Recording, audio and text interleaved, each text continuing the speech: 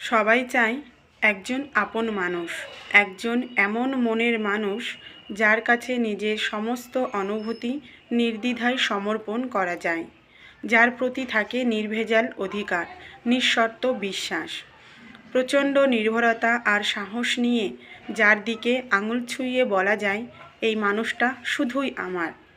মানুষ চায় এমন কাউকে যার সামনে যন্ত্রণা উজাড় করে বলে দিলে বুক হালকা হয়ে যায়, যার সান্নিধ্যে থাকলে অবচেতনে হাসি চলে আসে, কষ্ট গলে যায়, যে মানুষের সাথে সময় কাটালে ঘড়ির কাঁটা যেন ছুটতে থাকে নিজের নিয়ম ভুলে।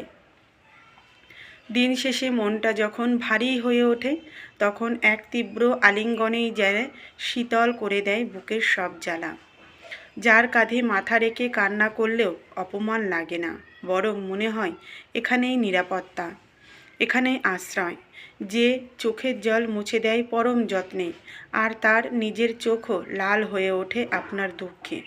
ছলছল চোখ দেখলেই যে কাছে টেনে নেয় আপন করে, এই বিশ্বাসে আমি আছি, ভয় নেই। সবাই চায় এমন একজন মানুষ যে অনুভূতির ভাষা পড়ে নিতে পারে নিঃশব্দে, অভিমানে লুকিয়ে গেলে যে খুঁজবে হাজারবার মনের মানচিত্রে, যে রাগাবে আবার সেই মিষ্টি ভালোবাসায় মন ভরিয়ে দেবে, তুমুল ঝড়ের মাঝেও যার কাছে ফিরে আসে নরম আলো।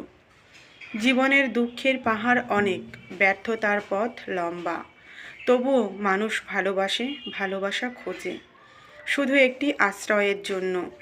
কেবল সে একজন মানুষ যে হাত রেখে বলবে, ভয় পেও না, আমি তো আছি, সব কিছু একসাথেই সামলাবো।